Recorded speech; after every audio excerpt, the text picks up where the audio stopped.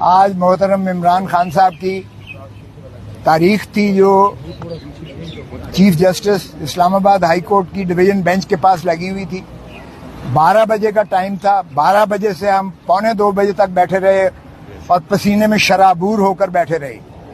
کبھی ایسا نہیں ہوا کہ بالا عدالتوں میں وقت دیا جائے اور اس وقت کے برعکس جو ہے یہ میجسٹریٹوں میں تو ہوا کرتا تھا کہ چیمبر میں ریٹائرنگ روم میں بیٹھ کے چائے پیتے رہتے تھے یا ٹی وی دیکھتے رہتے تھے.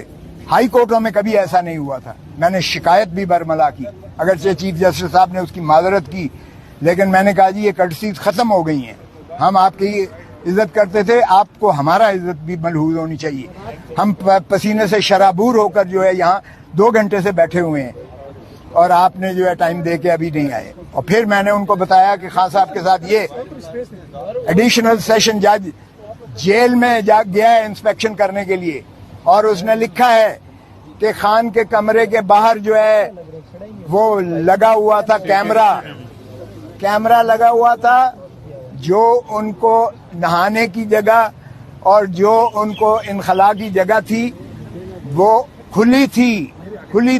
یعنی شرمناک جو ہے, شرم آنی چاہیے ان کو کہ ایک کوئی بھی ہو, سابقہ وزیر اعظم ہو یا کوئی بھی پریزنر ہو, کیا اس کی آپ اس طرح سے پرائیویسی میں کیمرے نکال کے اس کو نہاتا دیکھیں یا وہ اپنا انخلا کے لیے جائے اور آپ اس کی جو ہے اس طرح سے تصویریں کیمرے میں دیکھتے پھریں. یہ آج تک نہیں ہوتا دنیا میں, یہ ہو رہا ہے عمران خان کے ساتھ. اور پھر اس نے کہا کہ ایڈیشنل سیشن جج نے رپورٹ دی ہے جو میں نے آج پیش کی ہے اس عدالت میں, عدالت عالیہ میں, اور اس نے کہا ہے کہ انہوں نے مجھے شکایت کی, تنگی کی ساری. اب اندازہ کیجئے گا حکومت اس کو بیٹر کلاس دے رہی ہے. جو سزا ہے وہ سمپل امپریزنمنٹ ہے, مشقتی سزا نہیں ہے, سادہ سمپل امپریزنمنٹ ہے جو سزا دی ہے. اور اوپر تو رہا یہ کہ اس کو بیٹر کلاس دی ہے اس لیے کہ وہ اسٹیٹس کے مطابق دیتے ہیں. وہ سابقہ وزیر اعظم ہے اور ایسی جگہ پہ اسے رکھا ہوا ہے اٹک جیل میں جو جانوروں لائق بھی نہیں ہے جہاں رکھا جائے. تو یہ جو ہے میں نے اس کو دی ہے, بتائی ہے اس کو. اور کل میں نے خان سے ملنا بھی ہے اس لیے کہ ان کی طرف سے ایک ریکویسٹ آئی تھی کہ آپ ضرور پلیز ملیے گا. تو میں نے آج ان کو بتایا ہے, جو چیف صاحب نے اجازت تو دی ہے. آج جب شروعات ہوئی بحث کی تو وہ وکیل صاحب آ گئے ایک مدعی کی, پتہ نہیں اس کے لیے کون انتظار کر رہا تھا. مدعی کے وکیل صاحب وہ ہیں جو میرے شاگرد کے شاگرد ہیں, جو وزیر قانون کے, اور ماشاءاللہ وہ شروع دن سے, پہلے دن سے وہ وکیل ہیں مدعی کے, پہلے دن سے الیکشن کے وہ سارے ٹرائل میں موجود ہیں. اور کہتے ہیں جی مجھے تیاری کے لیے وقت چاہیے.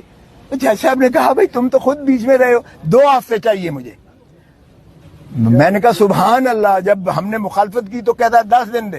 تو پھر میں نے کہا جناب جج صاحب بہت اولیاء, اس دن جب میں نے پہلے دن آپ کو بحث کی تھی, آپ نے اپیل سماعت کے لیے منظور کی تھی, اسی دن آپ کو معطل کر دینی چاہیے تھی سزا, اسی دن آپ کو سسپینڈ کر دینی چاہیے تھی سزا. پھر بھی آپ نے باوجود نوٹس دیا شارٹ ڈیٹ کے لیے, اور وہ تب اس لیے نہ لگ سکا کہ آپ بوجہ علالت چیف جسٹس صاحب بیماری کی وجہ سے عدالت نہیں کر پا رہے تھے, جس وجہ سے تساہل ہو کر آج لگی تھی. میں نے کہا جی یہ تو نہیں ہو سکتا, اس لیے کہ یہ آپ میری زندگی کا حق مجھ سے چھینا لیں, جو اللہ کے ہاتھ دی ہوئی ایک انعام ہے انسان کو, اور آئین میں اس کا تحفظ کیا گیا ہے, آئین میں اس کا تحفظ کیا گیا ہے. اور یہ ہر دن ہر لمحہ جو میرا گزر رہا ہے یہ میری زندگی سے کاٹ رہے ہیں آپ, جس کا کسی دنیا میں کسی شخص کو, کسی عدالت کو اختیار نہیں ہے, کیونکہ یہ بنیادی حقوق سے متصادم ہے. اور میں نے کہا جی یہ دیکھیں کہ فساد کی سب سے بڑی جڑ, اس سارے گناہ کی جو ایک شاخسانہ ہے وہ تو ہے الیکشن کمیشن آف پاکستان, جس نے یہ فیصلہ دیا کہ عمران خان جو ہے وہ 63(1)(p) میں یہ ڈسکوالیفائی ہو گئے ہیں, یہ نااہل ہو گئے ہیں, اور آگے لکھ دیا کہ ان کے خلاف جو ہے فوجداری مقدمہ بھی قائم کیا جائے. اچھا اب اندازہ کریں کہ وہ آرڈر لاہور ہائی کورٹ میں چیلنج ہوا اور اس میں ایڈمٹ ہو گیا ہے, اور اس میں کہا گیا کہ کوئی اس کے خلاف کارروائی نہیں کی جائے گی, کوئی کارروائی نہیں کی جائے گی اس کے پاداش میں. اور دیکھیں کتنے کھلے ننگے طور پر اس کا پروسیکیوشن بھی ہوئی اور سزا بھی ہوگی.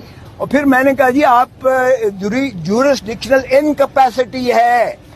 اس عدالت کو اختیار ہی نہیں تھا ایڈیشنل سیشن جج کو یہ کیس سننے کا، اس لیے کہ سیکشن 193 CRPC کہتا ہے کہ کوئی سیشن کورٹ براہ راست کوئی کیس نہیں سن سکتا. وہ میجسٹریٹ کے پاس جاتا ہے، میجسٹریٹ ریفرل کرتا ہے 193 میں کورٹ آف سیشن اگر ہو. اور میں نے 2022 سپریم کورٹ منتھلی ریویو کا حوالہ دیا ایگزیکٹ اسی نقطے پر انہوں نے سیشن کے آرڈر کو سیٹ اسائڈ کر دیا ایگزیکٹ اسی پر. تو پھر میں نے کہا جی یہ تو سارا ٹرائل ہی جو ہے غیر آئینی ہے اور یہ اس کی سزا جو ہے وہ کالعدم ہے اور یہ نان ایسٹ ہے.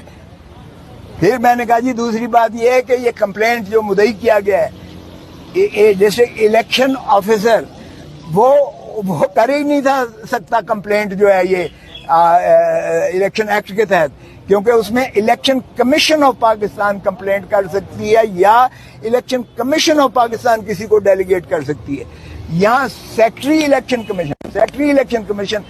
کمیشن نہیں ہے. سیکٹری وہ ایک ملازم ہوتا ہے، وہ کمپلینٹ جو ہے کر رہا ہے وہ کیسے کر سکتا ہے؟ نہ اس کو کوئی ڈیلیگیشن ہے. سیکٹری جو ہے وہ ڈسٹرکٹ الیکشن آفیسر کو دے رہا ہے اور ڈسٹرکٹ الیکشن آفیسر جو ہے کمپلینٹ کر رہا ہے. تو یہ کمپلینٹ ہی جو ہے انکمپیٹنٹ ہے، یہ ناقابل، یہ ایک ردی کا کاغذ کا ٹکڑا ہے جس پر کوئی کاروائی نہیں ہو سکتی تھی. اور پھر میں نے کہا جی اس میں بھی لکھا ہوا ہے 120 دنوں کے جو ڈیکلریشن جو فارم، یہ مجھے کوئی توشے خانے کی سزا نہیں دی گئی، یہ سزا اس چیز کی دی گئی ہے کہ آپ نے جو ڈیکلریشن دیا ہے، ہر MNA دیتا ہے، میں خود 10 سال دیتا رہا ہوں، 31 دسمبر کو دینا پڑتا ہے اور وہ 30 جون پچھلے سال کا جو آپ کے محاصل ہوتے ہیں، جو آپ کے ایسٹس اینڈ لائبلٹیز ہوتی ہیں، اس کا آپ ایک گوشوارہ دیتے ہیں الیکشن کمیشن آف پاکستان. تو وہ الیکشن کمیشن آف پاکستان کے اس ڈیکلریشن سے 120 دنوں کے اندر جو ہے کمپلینٹ ہو سکتی ہے. یہاں تو کئی سالوں کے بعد کمپلینٹ ہو رہی ہے، تو یہ زائد المیعاد بھی ہے. تو میں نے کہا جی میرٹ کو بھول جائیں، میرٹ بھی